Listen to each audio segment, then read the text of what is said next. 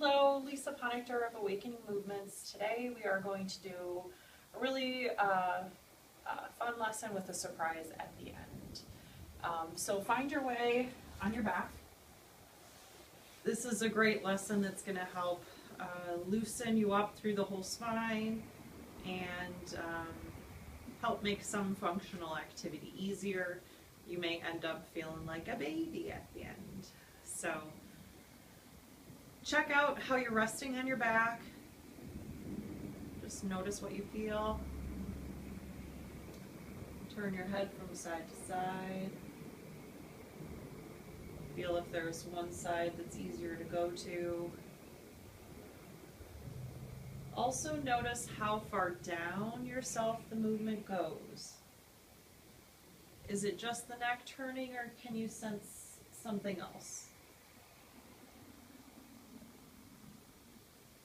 And then we're going to bend the right knee. You can do the opposite side if you like. In fact, you can do this whole thing on the opposite side. So feel free to stop the video and restart it and do it on the other side after you've done this side. You're going to begin by just pushing the foot into the floor and noticing what happens in your body. So you push the foot into the floor and then you release.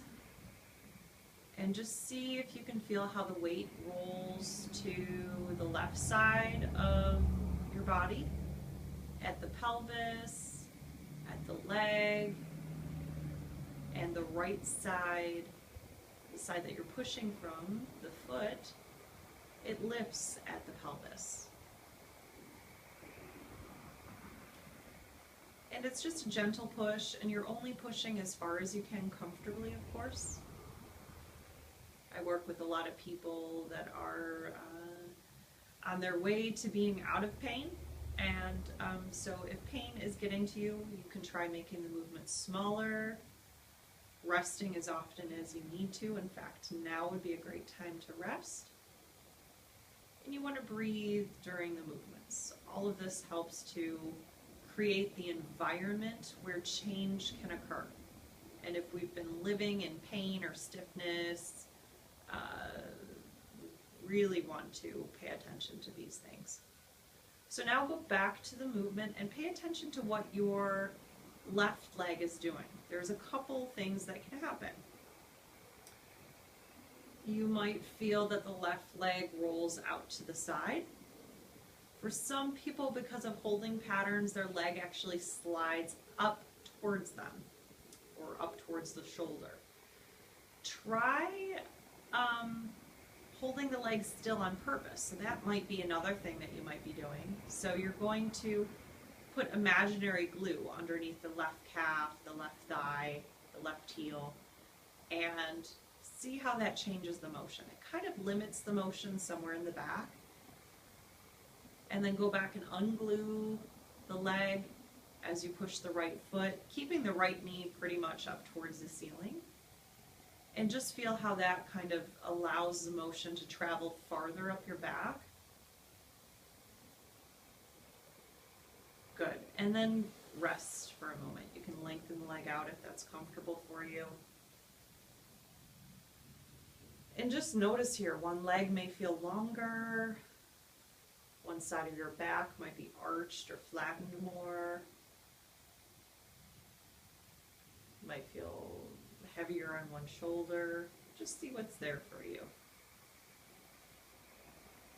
Bend the right knee again, and one little extra thing that we're going to do with the right knee is when you push the right foot, you're going to imagine that you're sending the knee downward towards the wall, towards your feet, or if you're outside, towards your foot, outside.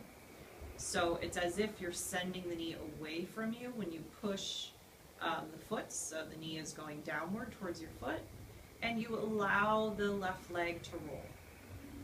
If that's not a natural motion, don't worry about it. Eventually things will shift, and you can work on shifting things by holding the leg still a few times, feeling what that's like to have that limitation, and then letting the leg be unglued as you push the knee away, right knee away from you, you might feel that as you push the right knee away from you that you get more of a lift through your back. And again, you're only going as far as you can comfortably, and you let that go.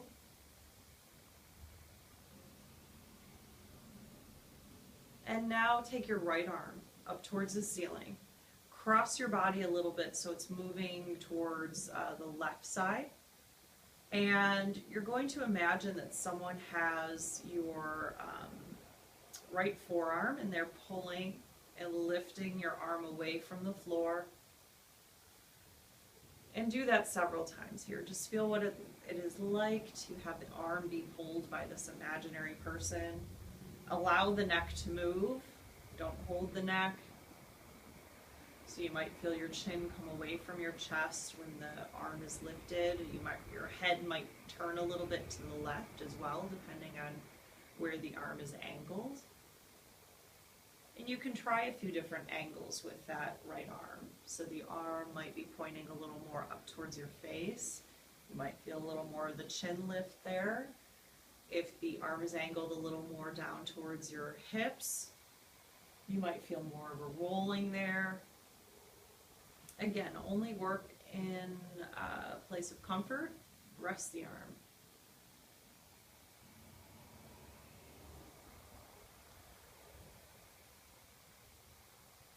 Allow yourself to feel how you're giving weight to the floor as you're resting. And now bend the knee, the right knee, the same knee that we have been. And you're going to combine the pushing of the right foot, sending the right knee away, allowing the left knee to roll out. I know this is a lot going on.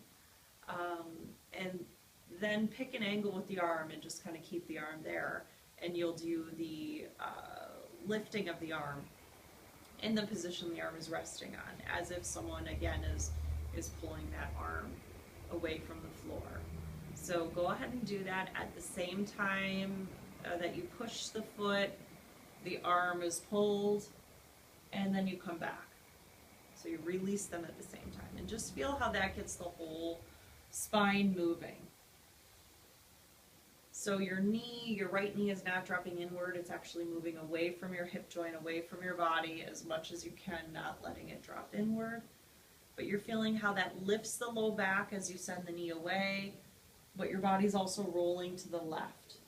The upper body, the mid back, even a little of the low back. Excellent. Go ahead and rest. Every time you do this, you can have a different angle with the right arm, or the arm that is in the air if you're doing the other side. The left arm can be angled differently. Just observe how you feel resting on your backs here. And then you're going to place the arm that we haven't been lifting in the air overhead, somewhere at a comfortable angle. And if your clothing is kind of restrictive, you might want to try to wear loose, comfortable clothing so you can bring your arm overhead comfortably at some angle that's comfortable. Then you're going to have the arm up at an angle, and let's do this. Let's have you push with the foot first, then someone's lifting the imaginary arm, and then you come back with the shoulder first, and then the pelvis and the foot push releases. So you're alternating. You push with the foot, then you let the arm go, then you let the arm come back, and then you release the pressure at the foot, letting the pelvis come back down. Try that a few times. Foot, arm, arm, foot, release. And rest as often as you need to.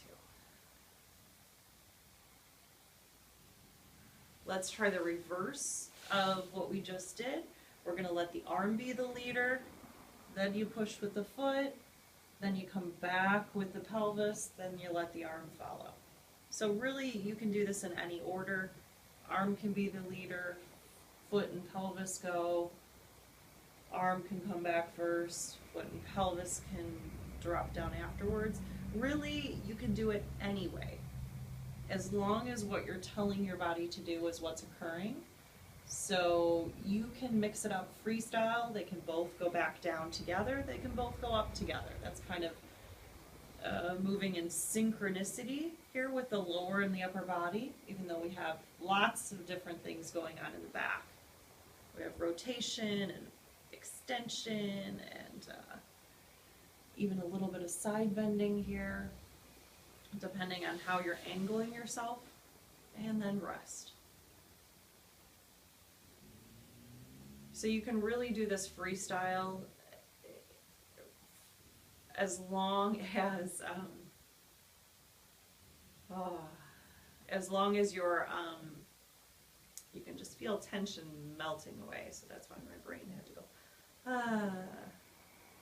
what I was saying is you can do freestyle as long as what you're telling your body to do is what's actually occurring. So because there's a lot going on and you want to allow that left leg to roll, the right knee to move away from you, your brain might feel like it's on overload until this becomes more familiar. So take as many rests as you need to and allow yourself time to process. And so now what you're going to do, this is where the surprise comes in. You're going to place the left arm high above your head again, and we're going to do the same motion, but we're going to let the right arm be angled upward, and your eyes are going to follow your hand. So same motion of someone pulling the right arm, some imaginary person pulling the right arm. The hand can be relaxed, the wrist can be relaxed. But your eyes and your neck are going to follow the hand, and you're still going to push with the foot. And do that at the same time. So you push with the foot, someone's pulling the hand, the eyes are following, and voila! You might just find yourself on your belly. Then you go back by bending the right knee and the right elbow to come back onto your back, and try that again. And as you push the foot and let the eyes follow the hand, you find yourself automatically just kind of rolling onto your belly. So it's a nice, easy way to roll onto your belly. You might even get an image of a little infant who's just learning how to move, and they're building strength and connection in their bones and really learning how to use their body super efficiently. That's what this baby rolling can do for us. It can help us be as flexible and as fluid as the little ones and learn how to use ourselves much more efficiently. Now, if you're flopping, you want to go slower, and you can kind of play with pushing with the foot first, and then feeling how the arm and the neck can come into play. When the arm and the neck are looking and the shoulder is lifted, you can also try bringing the pelvis back and just kind of rocking and feeling like when is that moment where you begin to turn, and just having fun with it. So, of course, you can do the whole thing on the other side. Rest on your back for a minute after you've done this one side. And just feel, you may feel super, super long and elongated on the side that we just worked on. You may feel heavier on the side that we've been rolling onto. Who knows what's there for you? You just make the back pain that you've had disappear by waking up all these little joints and all the motion that we did through the rib cage with this. Roll your head from side to side and just notice what it feels like rolling the head now. You may sense that motion, and I do. I can sense it all the way down to almost my low back. My rib cage, definitely, I feel moving. So this is a really nice way to make your body more connected. And so we can learn a lot from the little ones. This is kind of a takeoff from movements that they do, playing around. And so just really have fun with this. Go ahead and do it on the other side. And make sure you take some time to walk around and just feel how your posture has changed, because we're really, really shifting what you're doing with the postural muscles and balancing the flexors of the body and the extensors. And you just may feel taller. You may find some pain has disappeared by learning how to roll this way like the little ones. Have fun, let me know how you liked it, and we'll see you soon.